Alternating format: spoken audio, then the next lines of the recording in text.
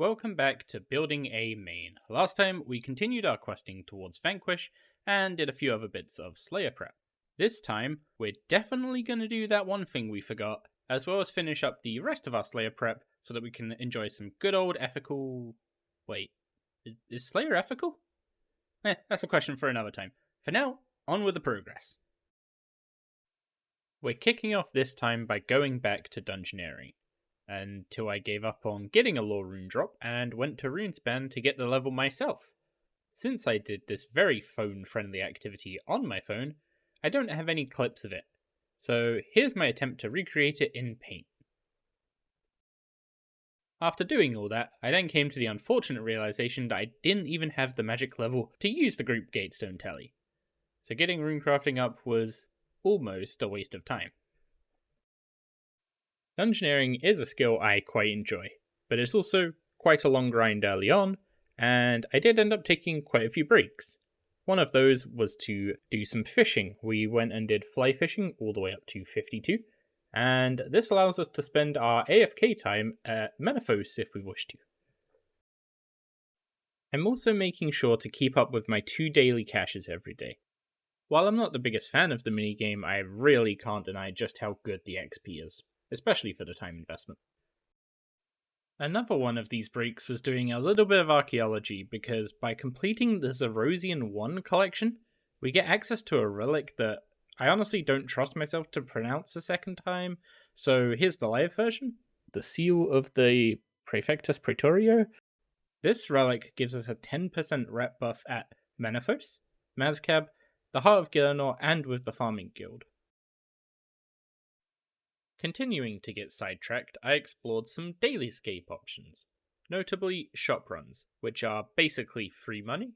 I don't have many of the rune shops unlocked yet, but I have enough to start doing Viswax, which also made our runecrafting training not worthless. Another daily that we're going to be keeping up with is Nemi Forest. Basically, once a day you can go into this forest and click on nodes for prayer, farming, mining, or dungeoneering XP. When you do this, you also get reputation with the Gobies or the Liberation of Mazchna, and this reputation is affected by the relic we unlocked earlier, but it's also got an added bonus here of actually being a 20% buff. Because it rounds up, the 5 becomes a 6 instead of 5.5. Okay, we are back online, and yesterday the game was down for basically a data center issue in London. So it actually worked out fine because I was working yesterday. It was the one day in my 2 weeks of holiday that I didn't have as holiday, so. I'm going to jump in here because while I'd love to leave this live ramble in, I sound like death. And shortly after I started feeling like it. At the time, I thought this was just a sore throat from doing recordings, but it turned out to be the start of me having the global plague for over 2 weeks.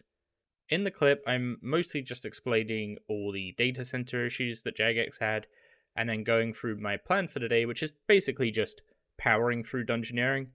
But since I didn't feel very well, I just wasn't going to record any of it, and instead rest my voice. So after hobbling my way up to 76 Dungeoneering and getting 134,000 tokens, we can go and buy the Bone Crusher and the Charming Imp.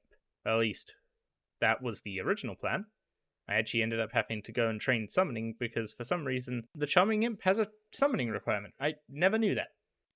But yep, with that 21 summoning requirement out of the way, we pick up our Charming Imp, and that's basically Dungeoneering done. We don't really have a use for the chaotic weapons, so the only other goal here is get 99 at some point. And to be honest, I'll probably just wait for a higher level, because while low-level Dungeoneering isn't too bad, like, you get the usual problem with doors that are way too high to even boost for, but there's one main pain point that just kind of kills it, and that's single mob guardian doors. What ends up happening is that these mobs still scale super high, like you can get like combat 130 mobs and you're just using tier 50s and splashing constantly. It's kind of painful, but other than that, perfectly fine.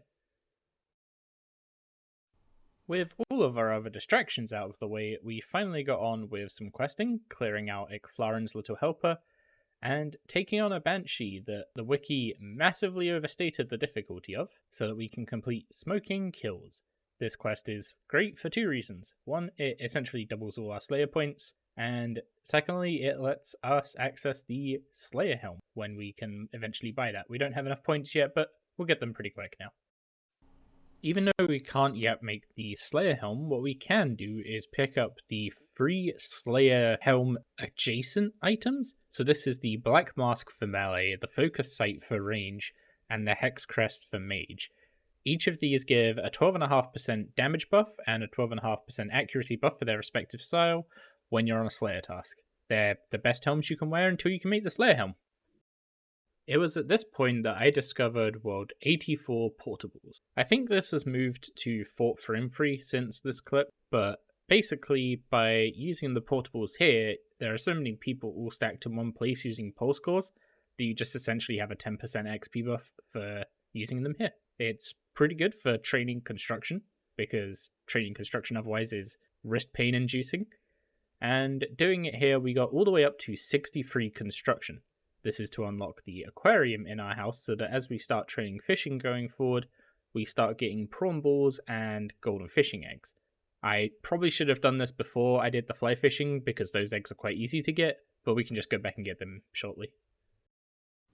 And our beehives finally give us 54 farming, which means we can fill up our small pens with chinchompas, and the plan here is to just keep buying chinchompas until we get some good breeding pairs with virile, and then we'll just leave them to breed because honestly chinchompas are relatively expensive. As for what we're doing with the rest of our pens, we're still growing sheep and cows, and we're selling these earlier stages of growth so that we get more beans, and this way we can start buying stuff like the herbicide and the seedicide.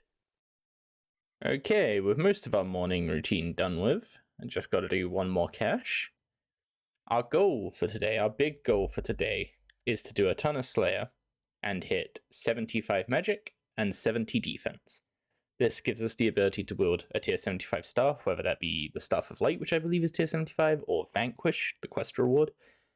And 70 defense gives us the ability to wear Robes of Subjugation. Not sure I can afford them yet, but we'll be able to make some money to afford them pretty shortly. But yeah, we're going to do all of our training via Slayer because we also need our Slayer level up for a bunch of quests. And also just Slayer's great. Okay, our first task of today is Ice Warriors.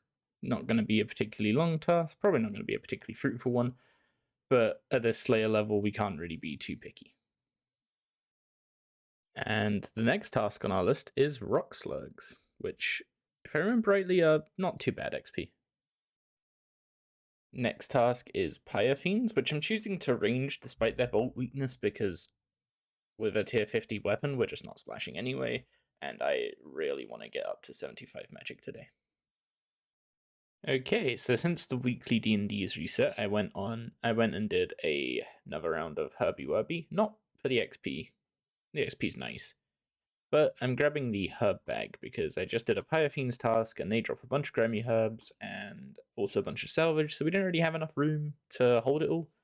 Unfortunately, without Invention unlocked, I can't just dismantle the salvage, which would make a lot of that stuff easier. Or, well, a lot of the inventory management easier.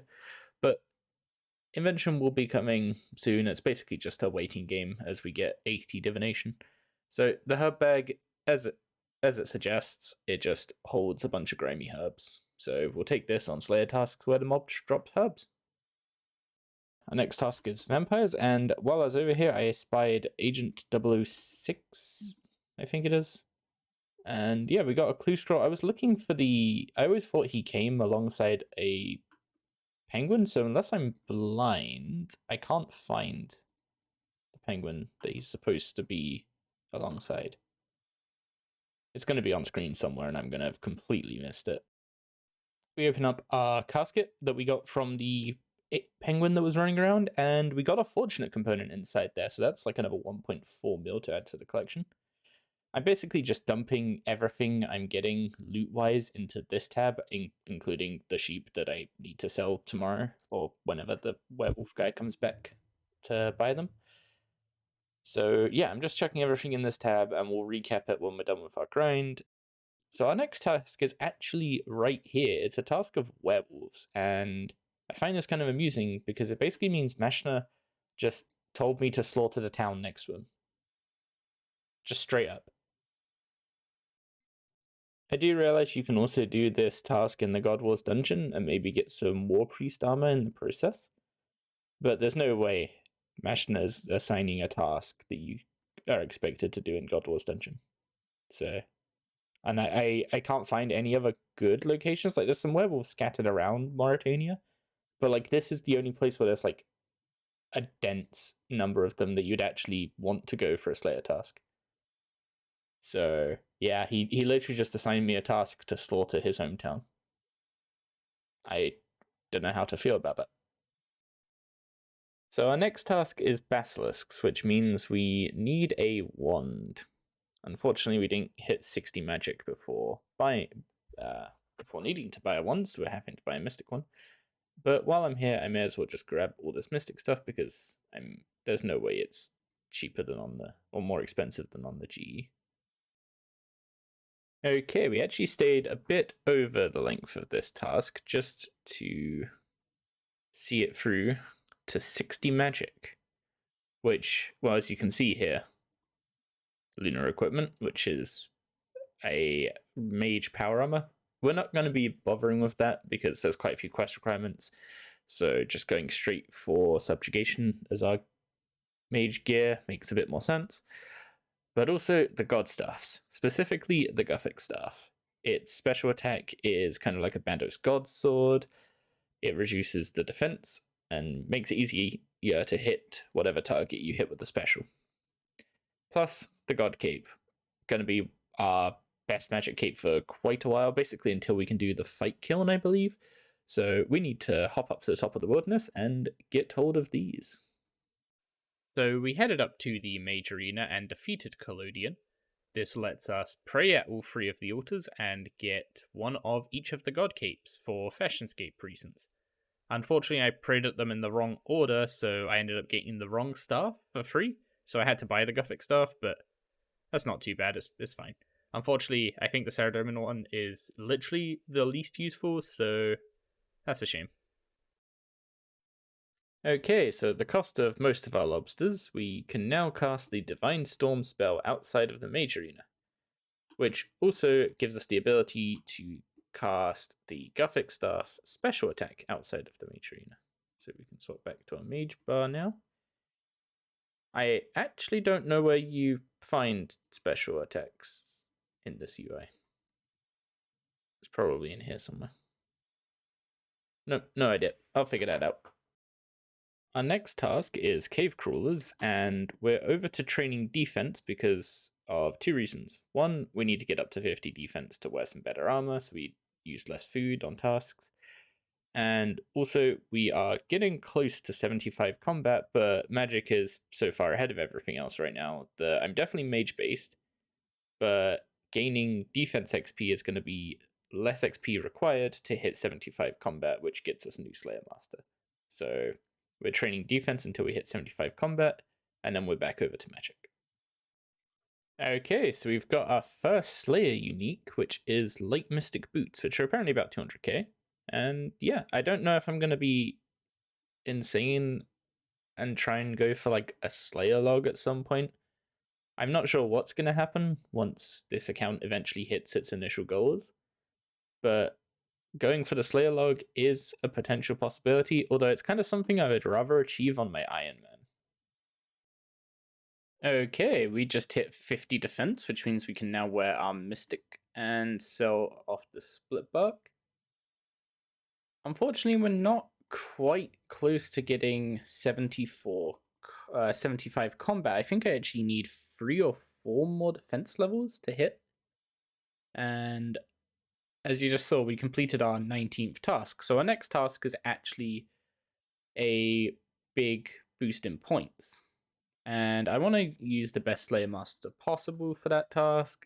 So I want to basically just go and power train my defense to get my combat level up to 75 so we can change Slayer Master. So I decided to just use up some of the combat training dummies we got from treasure hunter. I can't actually do anything else with them, and once we get to actually killing bosses and stuff, they're basically going to become worthless, so may as well get them used out the way. Got a level in defense, a couple levels in magic, and got us up to 75 combat, so now we can go to Zenaris and get a task from Cheldar. Okay, our first task from Cheldar was grot worms, to kind of just rub it in my face. Plenty of XP. The main thing with Cheldar is you actually get longer tasks, so been here a while. We got 50 points for that. So the current goal is to get the Slayer points required to craft a Slayer helm. Okay, so that was our first decidedly good task. Like no ifs, no buts about it. This is a good task to get. Fungal mages, they drop a bunch of stackables. Unfortunately, I forgot the herb bag, so we had to leave a bunch of like Terramins and rentals on the floor. We get some good XP here as well. We got up to 47 Slayer and 63 Magic. But yeah, the drops, especially on an Iron Man, the drops here are actually incredible. So up until this point, I didn't know about the tradable extremes update that made extreme potions and stuff like super anti-fires tradable. So I was trying to figure out what on earth I was going to use for this Blue Dragon's task because I was going to need an anti-dragon shield. Well, since super anti-fires are now tradable, you can just do it with whatever, so I guess we'll just go use our graphic stuff on it. I opted to kill blue dragons in the wilderness just north of Varrock. This is right next to the Zamorak archaeology site, so there's a bank right here, and we don't need to use any notepaper. Not that I think I knew that existed at this point, but with each kill of a blue dragon dropping a guaranteed 5k in loot, this is a pretty reasonable moneymaker for this stage of the account. And on top of all the other great guaranteed money from blue dragons, killing them in the wilderness means we can get drops like the Ancient Warrior Equipment patch, which price checks for about 1.4 mil. It'll take a while to sell at that, but yeah, it's pretty good money doing some of these Slayer tasks now. Okay, this seems to be a continuation of a bug or a bug, I'm not 100% sure what happened, but shortly after entering the wilderness, the blue dragons went from a left click to attack to a right click to attack, which means my combat level had dropped below that of the blue dragon. After I gained a magic level, I went up to 77 combat and I was able to left click them again. But it appears that my combat level is now below 75 because I didn't opt into PvP. So my summoning level shouldn't be failing to contribute to my combat level right now. I'm assuming a quick lobby will fix this. So now it's fine. No idea what happened there. I guess in the wilderness, it used to calculate your combat level in the wilderness without including summoning because I don't think you could use familiars in the wilderness. So it seems like that tripped at some point and was starting the entire game was calculating my combat level without summoning, which is really weird. Now I'm actually going to take trolls here. I kind of tempted to take the lesser demons, but I know trolls are weak to magic, and I'm hoping for just a quick high XP task. Okay, we just got another collection log item in this granite shield. So I remembered you being able to safe spot these trolls, so I didn't bring up any food. That may have been a mistake. Seems mostly fine, to be honest. Our next task is Infernal Mages, and by talking to Marcus down there, we can grab a contract, which is exactly the same as our Slayer task, 157 Infernal Mages. But we have to kill them in the Slayer Tower, and as a reward, we either get some gold or we get some XP. Depending on how much XP it is, I might just chuck it into range rather than take the gold, because I think while the gold's good for Iron Man, I don't think it's going to be enough to be worth it on a main. And right at the start of the task, we get 50 Slayer, which gives us Bloodvelds and access to the Slayer Master Duradel, I think it is. And we're wrapping up this day of Slayer with a Cave Crawlers task. We didn't quite get to 75 magic like we were aiming for, but we did get to 66, which gives us access to the Mages Guild in Yanil, and that gives us another rune shop to add to our daily run, which means more daily profits. And that's where we're going to be wrapping up this episode. A big dungeoneering grind out of the way and some solid inroads into Slayer. Next time, we're going to be continuing with Slayer, working towards Vanquish so that we can use that to start doing some Reaper tasks. You may have noticed a teaser for my next project in this video. I'm going to be working on the details of it in the background, but saving starting it for after this series has concluded, so that it's a more live experience. All I'll say for now is that it's going to utilize this account and aims to provide a fresh new spin on some of my favourite content in the game. For now though, have a wonderful week, and I hope to see you again next time.